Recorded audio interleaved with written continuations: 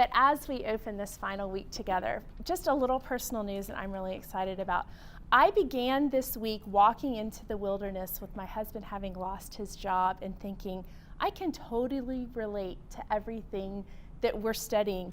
And as we are walking out into the promised land, my husband called me tonight on the way here to tell me he got a job. So I'm like, oh my goodness, I've totally lived this whole thing. So anyway, little praise there. But so we are opening this week, our final week together, and we find the Israelites, all 6 million of them, camped on the eastern side of the Jordan River. And I imagine that after 4 decades of wandering in the wilderness, after 40 years of wondering when are we going to get there, it's kind of like the minor league team that's getting ready for the big show. They're getting ready to be called up, and there's just this excitement and this electricity that's happening. And they're taking up the promise that they claimed when they packed their bags so long ago, and they're finally moving forward into that hope that they had thought would happen, surely would have happened a long time before now, but they're getting excited because it's finally here. So we open up in chapter 1, and it says, of the book of Joshua, it says, after the death of Moses, the servant of the Lord said to Joshua, the son of Nun, Moses' assistant, Moses, my servant's dead. Now therefore arise, go over this Jordan, you and all this people, into the land that I am giving to them, to this people of Israel. Every place that the sole of your foot will tread upon, I've given to you, just as I promised to Moses. Now this is where I think it's kind of interesting as we start off in verses 2 and 3, because we have a problem with the tense here. I notice we have a past tense and a present tense. It seems a little bit odd to have a present action and a past promise. We see he says, I am giving, but I have given. And I thought, that's kind of interesting because they seem to be at odds.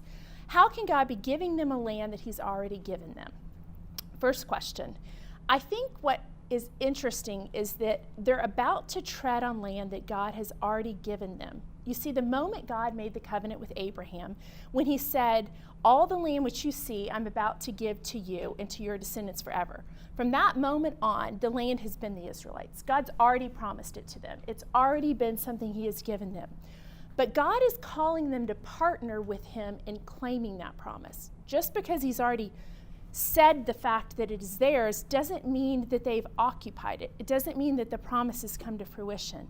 So God is calling them to claim the promise. So what I think is kind of interesting about this is the Israelites could have walked into the promised land. God could have made it so that they walked right in with absolutely no resistance whatsoever, with no fight, with nobody. The people of Jericho could have heard all of the things that there were to hear about the Israelites. They could have dropped their weapons, abandoned their homes, and walked out, but that's not the way that it happened. So God is calling them to partner with him in claiming that promise, because the only way that they could possess the promise is if they were willing to claim it. I think that's kind of the way that a lot of times things are with us. There are things that God has promised to us. Wisdom, grace, mercy, goodness, things that are in his word, promises that he's made for us. But a lot of times we still have to claim that inheritance. There's an inheritance that is children of God that we have, but a lot of times we don't claim it. And that's exactly what's happening with the Israelites right now. There is an actual promise that is made to them, a reality that in God's reality has already happened. But in the Israelites' world, it's not a promise that they've lived out yet. So it's a promise they still have to claim. So that's kind of where we find things. In verses 6 through 9, we see that God says to Joshua, be strong and of good courage. For to this people you should divide as an inheritance the land which I swore to their fathers to give them. Only be strong and very courageous, that you may observe to do all to the law which Moses my servant commanded you. Do not turn from it to the right hand or to the left, that you may prosper wherever you go. This book of the law shall not depart from your mouth, but you shall meditate in it day and night, that you may observe to do according to all that is written in it. For then you may make your way prosperous, and then you will have good success. Have I not commanded you? Be strong and of good courage. Don't be afraid nor dismayed, for the Lord your God is with you wherever you go. So do you notice the theme? Be strong, be courageous. Yeah, absolutely. Erin mentioned this last week, and she explained a little bit about what it is. It's actually, in the Hebrew, it means to tie or bind fast, these words. And I love the image that it gives, because the image is of a man lifting up the garment, the hem of his garment, and tying it up around his waist as if he's going to free his legs so he can sprint, so he can run.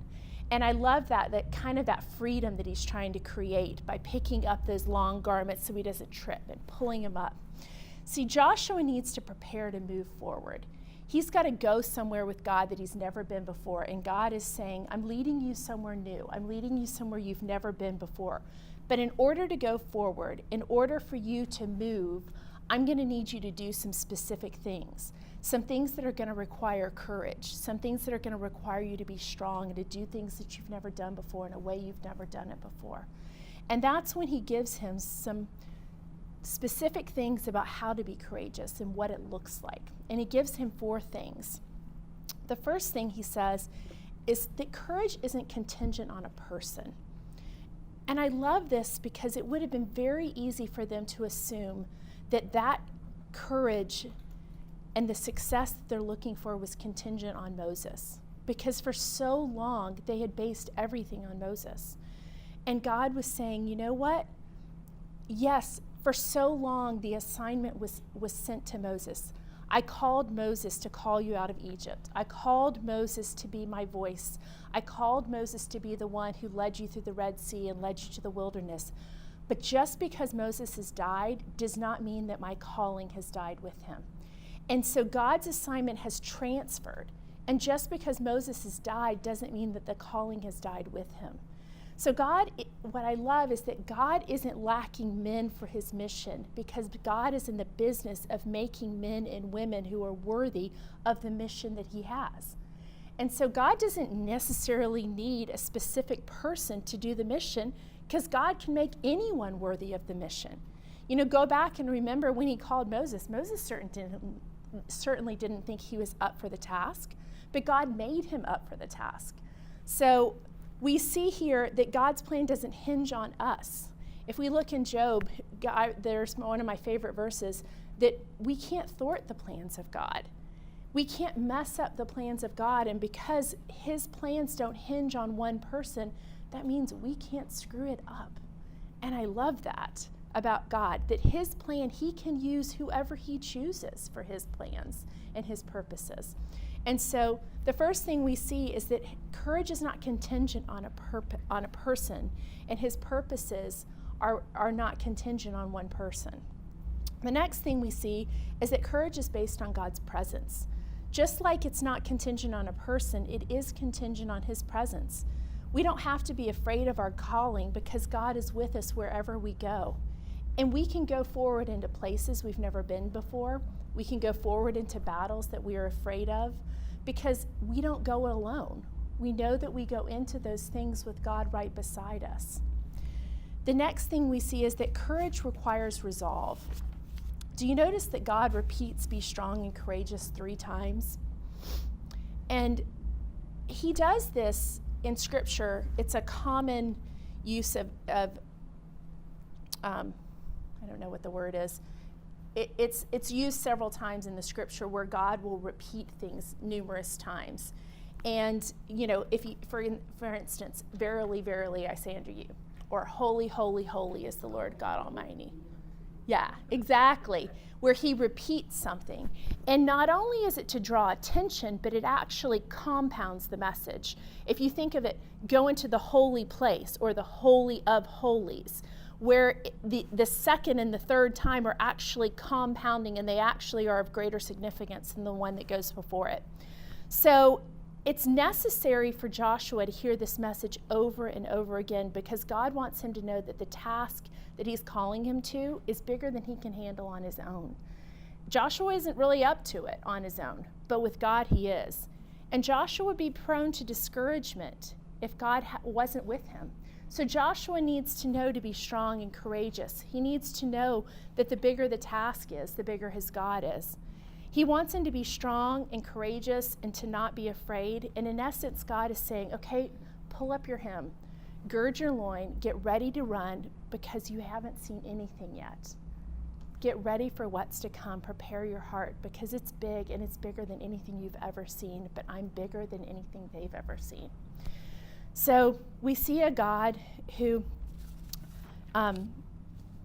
requires resolve, and he's telling Joshua to get ready for it. The next thing we see is that courage is rooted in God's word. He says it in 3 different ways. He tells Joshua, I need you to keep my word on your lips. Don't let it depart from your mouth. In other words, talk about my laws, talk about my precepts. He also says, keep it in your mind, meditate on it, because you can only proclaim what you've already stored up. The knowledge that you have in your mind, you can only proclaim what you know to be true. And the other thing is, do what it says. Observe and do what is written. Don't let it go to waste. Don't let it be just for you, but observe and obey and make sure that other people have the benefit of the things that you know. So the question for us is, do we know what it says? Do we proclaim what we know? And do we obey what it says? I think those are questions that Joshua had to answer, and there's certainly questions that we have to answer as well. The good news is, and I love that he tacks this on right after this instruction about Scripture, is that we're all going to fall short. The fact of the matter is there are going to be times when we don't say the right thing, when we forget the Scripture that we should know, when we don't meditate on it, when it becomes more like homework and less like spending time with God. There's going to be times when we don't do what it says and we fall short of obeying it. And that's when it says right after that the Lord will go with you wherever you go. And I think that's important because it's like God was saying, you know what, Joshua, I want you to do your very best to be in the Word. I want you to do your very best to make sure that you honor it. But at the end of the day, your success isn't solely based on your ability to keep my word, because I know you're not always going to do it. At the end of the day, it depends more on my presence with you than it does on your ability to perform. And I loved that because it's like God was reminding him, yes, the word is important. Yes, that is your stronghold. But at the end of the day, more importantly than that, my presence with you will fill in those gaps when you fall short. So courage is rooted in God's word. Now we get to verse 10 of the first chapter. It says, next God commanded the officers of the people, saying, pass through the camp and command the people. Say to them, prepare provisions for yourselves, for within 3 days you're going to cross over this Jordan to go in to possess the land which the Lord your God is giving to you to possess.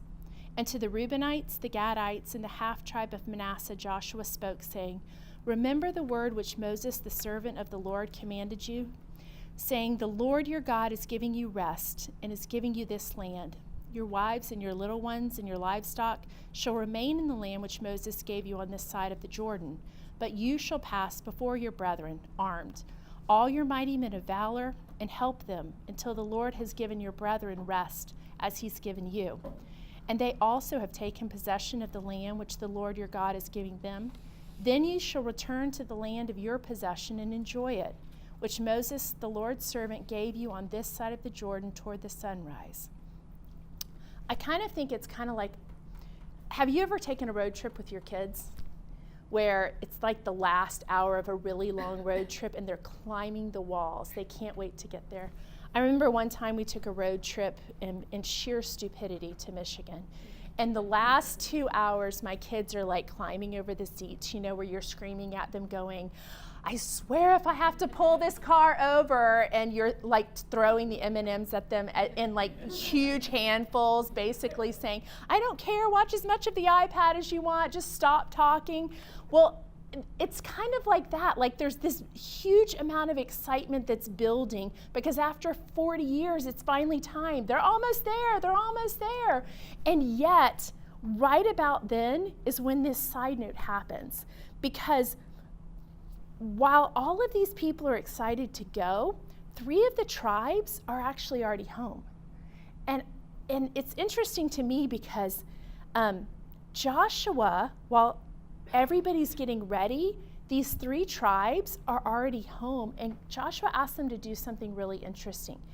he asks them to not get too settled. When they kind of want to unpack and settle all their stuff and get ready, he asks them to do something interesting. He asks them to go and get ready and go to war with their brothers. And I think that's a really interesting story, because just out of curiosity, and this is where it's kind of audience participation, would you be willing to raise your hand and be kind of brave and say, is there anyone in here who would say, I'm kind of at a time right now where honestly, I'm at a time of rest in my life, and God has led me to a place where things are kind of good right now? Anyone? Yeah, okay. Anyone would say right now, I'm at a place right now where I'm kind of struggling, and okay, there's some of both of you. And we're all like that, right? There's times where we all are like that. I think this story is a powerful reminder that God leads us all at times into times of rest. And times he leads us into times where we're in times of struggle. The important thing that this story tells us is that until he gives the same reprieve to the people that we love and care about, he's telling us that sometimes we have to leave the comfort and the safety of our own homes and our own lives and put on our armor and go to battle for the people that we love. In 1 Corinthians 12:24 through 26, we have to remember that when one of us has a need, we all have a need. And it's a need that we all have to carry. It says in 1 Corinthians that the Lord spoke to Joshua. Whoops, nope, it doesn't say that.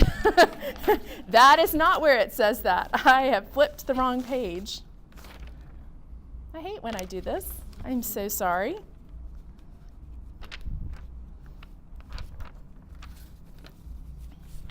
Oh, but God has so composed the body, giving greater honor to the part that lacked it, that there may be no division in the body, but that the members may have the same care for one another. If one member suffers, then all suffer together. And if one member is honored, then all rejoice together. He was telling the people that they needed to be willing to fight for each other. And I love that story, because that's kind of the way it is with us. That there are times where God is saying, you know what, things might be good for you. And there's no shame in that. There's no apologizing for it. There's no feeling guilty for it, because the fact of the matter is sometimes God leads us beside still waters. But he doesn't want to forget that at times other people may not be. And that's where he calls us to walk alongside, to remember people that might be struggling, and to not be so content in our own lives that we forget when our brothers aren't. And the good news is that when Joshua says that, the people are like, we will do whatever you command us to do. We will go. And they do. They don't argue. They go and they basically say, we'll do whatever you say. Only be strong and be of good courage. And I love that they say that back to him, almost like they're confirming God's scripture back to him. They're saying, yes, we agree, and let's recommit to Joshua the call that God has given on his life. So it's this really unique time where they all reaffirm things to each other. I'm going to skip chapter 2 and skip around a little bit in chapter 3 just because of time. So we're going to skip now in chapter 3. It says, so it was when the people set out from their camp to cross over the Jordan with the priests, bearing the Ark of the Covenant before the people. And as those who bore the ark came to the Jordan, and the feet of the priest who bore the ark dipped into the edge of the water, for the Jordan overflows all of its banks during the time of harvest, that the waters came down from the upstream and stood still and rose in a heap. Then the priests who bore the ark of the covenant of the Lord stood firm on dry ground in the midst of the Jordan, and all of Israel crossed over on dry ground until all the people had crossed completely over the Jordan. Now, the crossing of the Jordan, I think, is such a picture, because you see these priests carrying the Ark of the Covenant. And I love how God points out that they were about 1,000 yards away. He's very specific about where they are. That's a little over half a mile away between the people and where the priests are. So he wants us to know, as we're reading it, that they weren't right on top of the Ark of the Covenant. And it's an image, I think, of the holy nature of God and who God is, because he wants us to know God is always in our presence. And just like within the wilderness, the Ark of the Covenant was in the presence of the people. It went wherever the people went. Remember the cloud that went with the people? And when it went up, the people would go. And when it settled, the people would stop. God's presence was always there, but there was a holiness about it too. They couldn't get too close. And just in the same way that God's presence was there, it was also a reminder that it wasn't too familiar. They couldn't get too comfortable because he still was God. And there was still a holy separation. And I think there's something in that for us to remember as well. So the priests walk into the water. Now what we don't know is, did they step into the water and in seconds the waters roll back? Is it minutes? Is it 30 minutes? We don't know. What I love is that they dip their feet into the water and it's not a dry riverbed when they go in.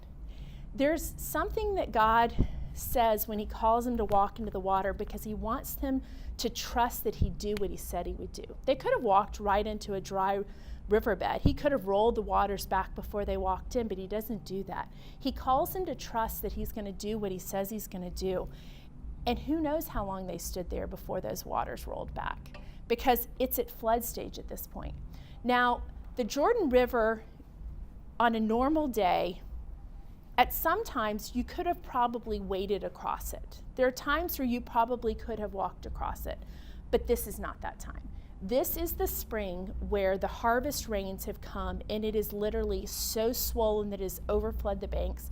It is rushing waters. It is a huge swelling of the river.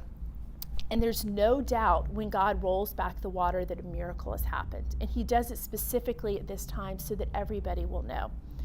We're going to skip down to chapter 4, verses 10 through 18 to see kind of what happens in the continuation of this.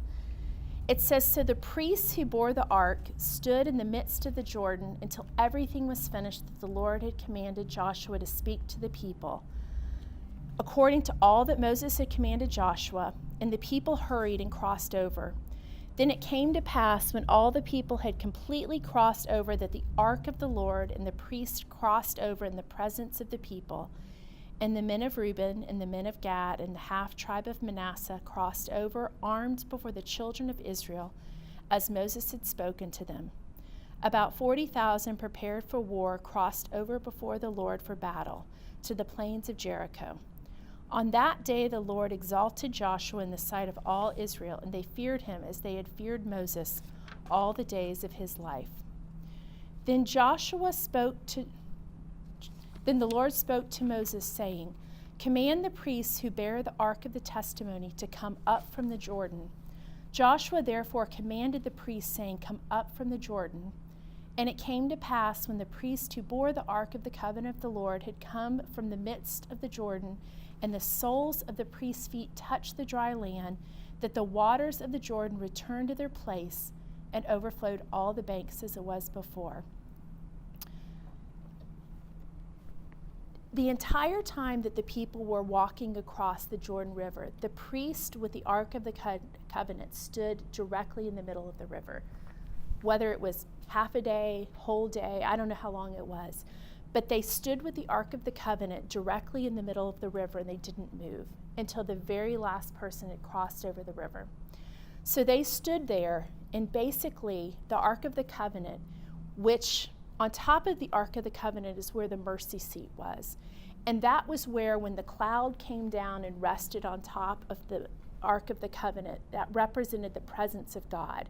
And the presence of God on earth, where God resided, his actual physical presence, that was where his presence on earth resided. And so God's presence on earth was right there on the Ark of the Covenant. And as long as it stood there in the middle of that river, it held back those waters for as long as it was there. And so his presence held the waters back. And the minute that Joshua ordered the last of the people to go across, and he basically said, okay, now it's time. And he ordered the priests to walk out, and the ark was carried out. And the minute that happened, the waters rushed back. So there was no doubt that something supernatural had happened. It wasn't a coincidence. It wasn't as if, like, sometimes today we say a miracle's happened, but then in the back of our minds we think, okay, the cancer was cured, but maybe it was the doctor, or maybe it was the chemo, and maybe it was all these other things that we could attribute it to. On that day, there was no doubt. There was no coincidence that could happen, because Joshua proclaimed that the last person had come out, and the priest could come out, and the ark could come out, and in that moment, the waters rushed back. God didn't want there to be any doubt that he was the one who was the cause of their salvation that day. And in a world where we often explain away the works of God, he didn't want that to be the case that day. He wanted everyone who was standing there, the Israelites and all the people of the other lands who were seeing that, he wanted them to know that he was the cause of their salvation that day. So that's why he tells them to do what comes next, and that's in verse 19. We see now the people have come up from the Jordan, and it's the 10th day of the first month. And they're camped in Gilgal on the eastern side of the border of Jericho. And they take 12 stones which they've taken out of the Jordan, and Joshua sets up in Gilgal. And then he spoke to the children of Israel, saying, when your children ask their fathers in time to come, saying, what are these stones? Then you shall let your children know, saying, Israel crossed over this Jordan on dry land, for the Lord your God dried up the waters of the Jordan before you until you'd crossed over, just as the Lord your God did to the Red Sea when he dried up before us until we'd crossed over, that all the peoples of the earth may know that the hand of the Lord, that it is mighty, and that you may fear the Lord your God forever. You see, there are two memorials that God asked them to make that day. He asked them to make one in the middle of the river, the Jordan River, and one at Gilgal. So I think this is really interesting. He tells them to take 12 stones and put them in the middle of the river. And I thought, well, that's kind of strange, because who's going to see the 12 stones in the middle of the river? But it actually, the more I read about it, because it's flood stage, you can't see at this point. But when the river subsides, and it's not during the spring harvest and the spring rains, it actually, the waters will recede, and the river was really clear, so they would be able to see the stones later. So what he wanted them to do is put them in the middle of the river where the Ark of the Covenant stood. So he tells them to do that, and the other place he tells them to leave the memorial at is on the edge of the shore at Gilgal. So why do you think that he tells them to build these memorials? What would be the reason for having a memorial? So the people that come later will know. Yeah, absolutely. I think there's a couple reasons. I think the first is we can clearly tell from what we know about the Israelites that they have very short memories. They tend to forget a lot, and they go off in their own ways. They forget what God has done, and that's part of the reason. I also think a lot of times we think that that's who God was then, sort of like, what has he done for me lately? And so I think they needed to remember the fact that even though that's who God was then, that the same God is the same yesterday, today, and forever. I think that's part of it. I also think that there was a time, they needed to see a time when God was exactly who they thought he was. And they needed to know not so much what God did in the past, but the character of who God was. And that's exactly what this would remind them of the glory of God. When they saw God for who he was, for his worth and his value and his weight. And they would be able to tell that story. That this is more than just an incident. This is when we saw God and we knew who he was. Also, I think the fact that the faith that they had in God in the past would remind him that they could trust him in the future for even greater things. And also, when their kids asked about it, it would also be a point of contact for them with God. Because sometimes I think for kids, it's easy to think that the God that they know is the only God that there is. And it's important to remind them that there was a God that existed long before they were even born. And, that he was the God of their fathers and their forefathers and their ancestors and all of that. So it was a story that parents could tell their kids and their great-grandkids, and and it could be passed on. it would also remind the other nations of his miracles. It would also remind the people that would pass by of the nature of the one true God and what had happened that day. So there's lots of reasons why that memorial needed to be set up. In chapter 5, verse 1, we flip over and we see, so it was when all the kings of the Amorites who were on the west side of the Jordan. So basically, there weren't just the Israelites there that day. There were other people. So they were on the west side of the Jordan, and all the kings of the Canaanites who were by the sea. So there's other people there as well. When they heard the Lord had dried up the waters of the Jordan before them, until the children of Israel had crossed over, then their hearts melted, and there was no spirit in them any longer. I think on that day, literally, the fear of God was put in them. So not only did Israel experience God's power, but the surrounding nations experienced it as well. And that's what we see here. That God often acts on our behalf, but he also acts on the behalf of the other people that are witnessing as well. Because there are other people that see his power as well that day. We go on to see that God tells Joshua to make flint knives to circumcise the son of Israel. And he does this because as they've come up out of Egypt and they've gone into the wilderness, they haven't continued the exercise of circumcision.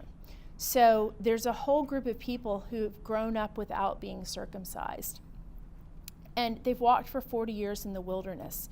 So the only people who have been circumcised are the children who did not sin against God. So basically, the people who were not allowed to enter the promised land were basically those who were about 18 years of age and older. So their children were more than likely circumcised coming out of Egypt. So they had been circumcised. But anyone who was born in the wilderness during that time had not been circumcised.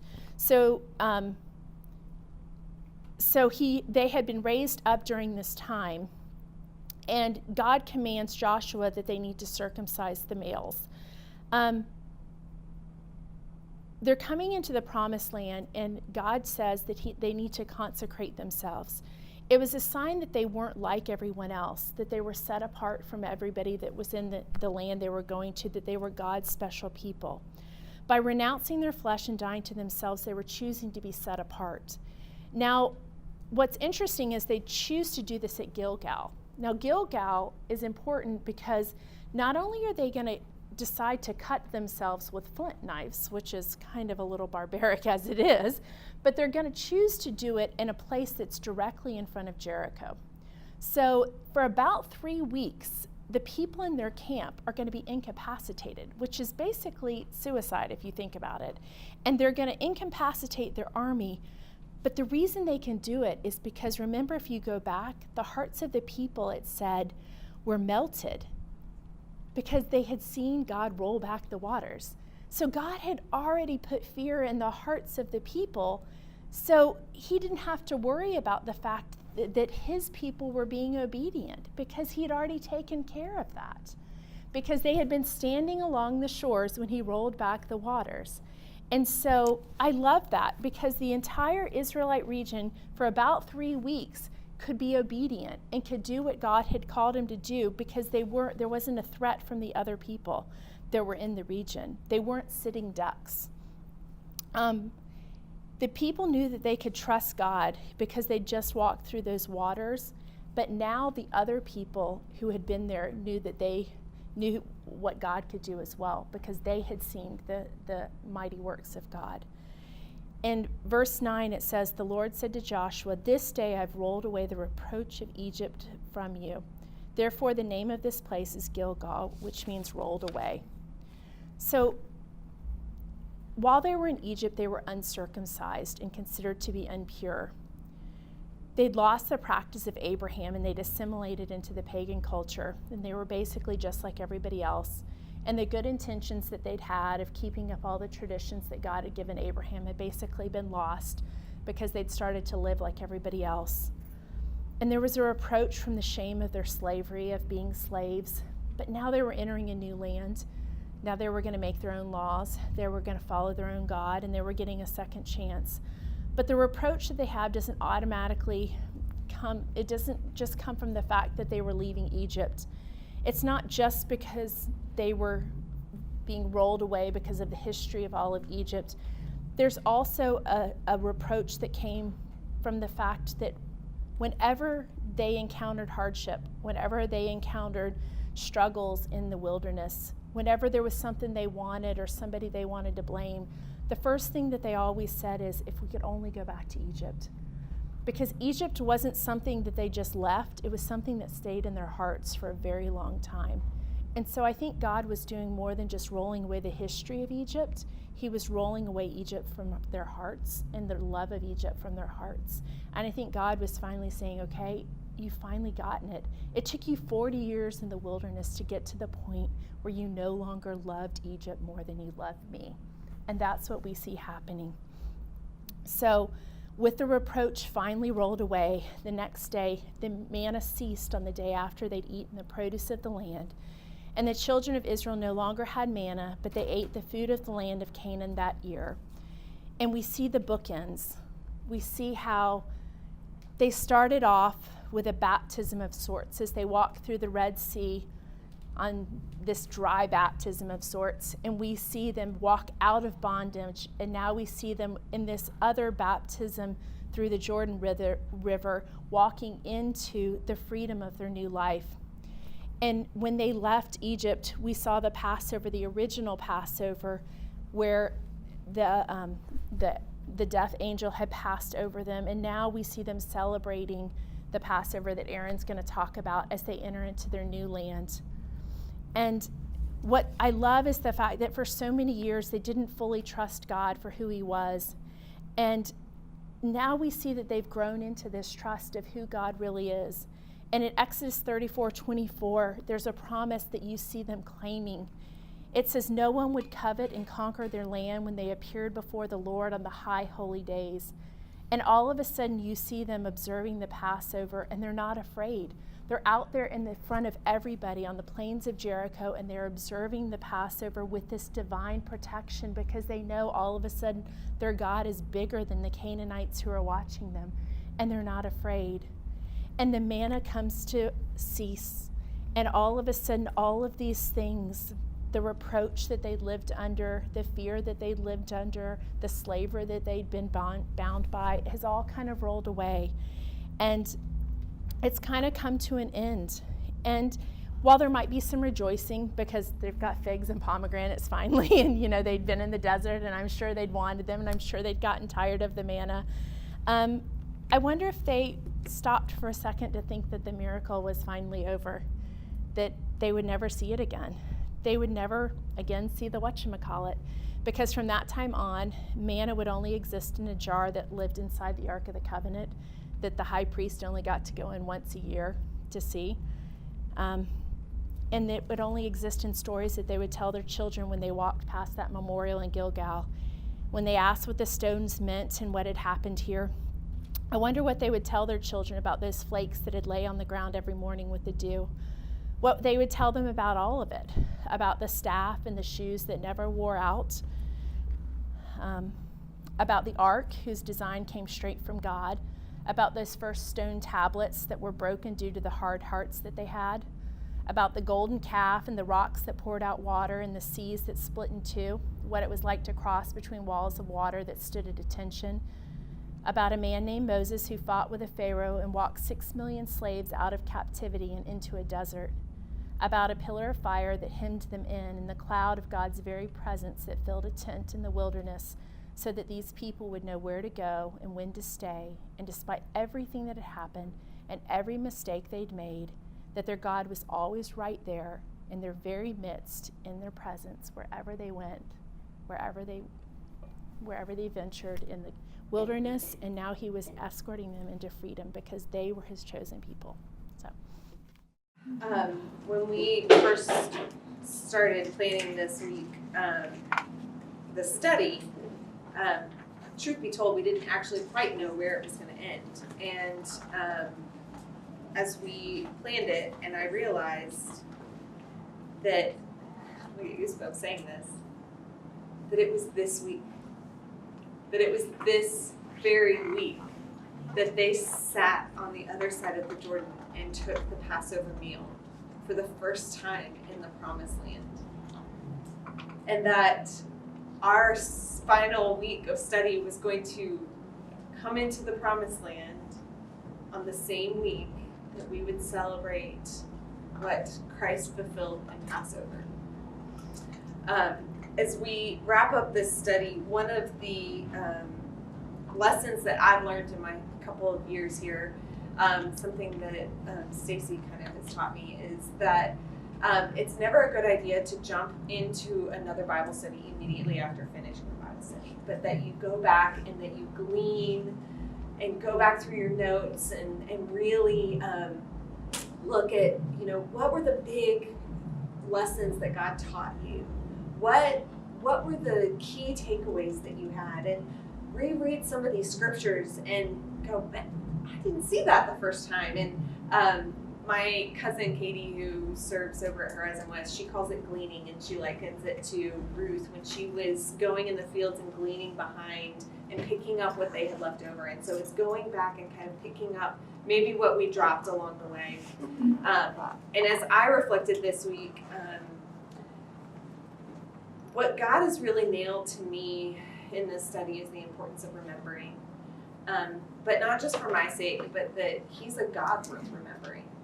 And that what He does in our life is worth remembering. And how, as Christine just so beautifully put, all the ways that He gave them to remember. I feel like every week there was something that God gave them to remember. Whether it was the physical jar of manna, or the 12 stones, or the tablets, every aspect of this journey, He had an element of remember this. And that's what Passover is. Passover was given to them as a way to remember what He did in leading them out of Egypt. And so, but it was even more so a shadow. A shadow is not the real thing, it's something that points to the real thing. And so the idea was that they would have Passover and remember what God did in Egypt. But someday, a spotless lamb was going to come and shed His blood for us. The same week of Passover, so that His blood would cover us. And we would be saved, just as they were saved out of slavery of Egypt. We are saved out of slavery of sin. And it was because of that sacrifice that we then will get to one day ultimately enter the final Promised Land. And so tonight, as we closed, I thought it would be really appropriate that we would together take the Lord's Supper. A couple days early, but traditionally, it would have happened Thursday night. But I really wanted us to have this opportunity to do this together. So I'm going to read in Luke 22.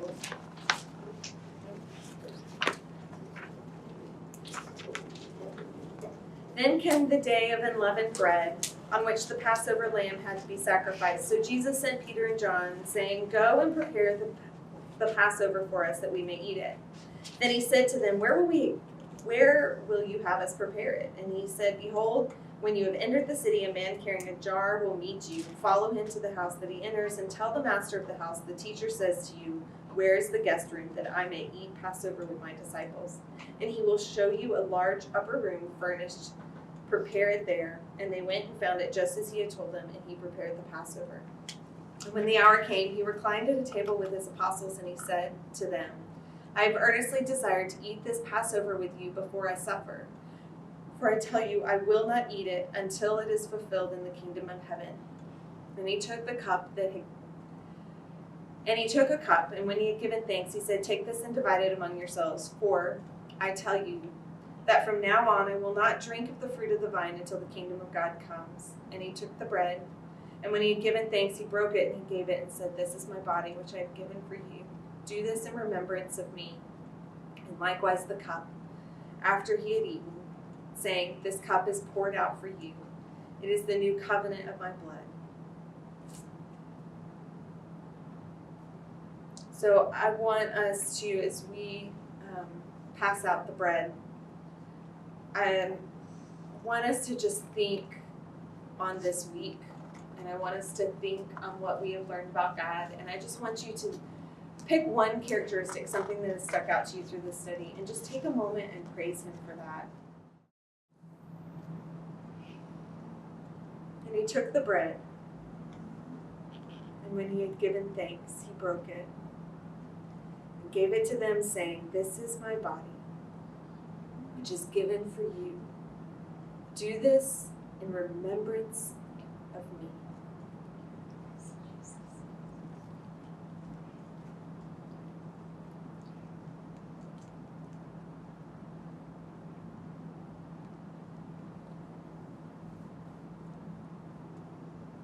And likewise, the cup, after they had eaten, saying, "This cup that is poured out for you is the new covenant in my blood. Take and drink."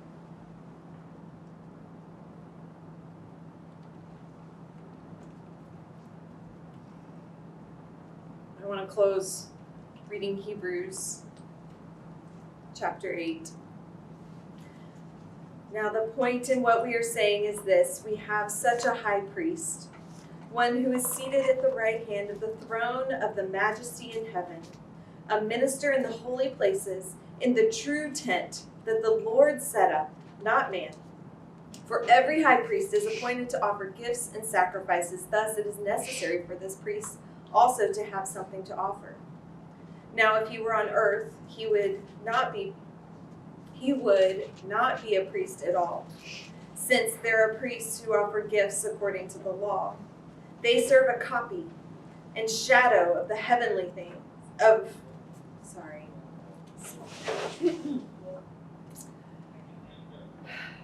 Now they serve a copy and a shadow of the heavenly things. For when Moses was about to erect the tent, he was instructed by God, saying, "See that you make everything according to the pattern that was shown on the mountain." But as it is, Christ has obtained a ministry that is as much more excellent than the old as the covenant he mediates is better, since it is enacted on better promises. For if that first covenant had been faultless, there would have been no occasion to look for a second. For he finds fault with them when he says, "Behold, the days are coming, declares the Lord, when I will establish a new covenant with the house of Israel and with the house of Judah, not like the covenant that I made with their fathers on the day I took them by the hand and to bring them out of the land of Egypt. For they did not continue in my covenant, so I showed no concern for them, declares the Lord.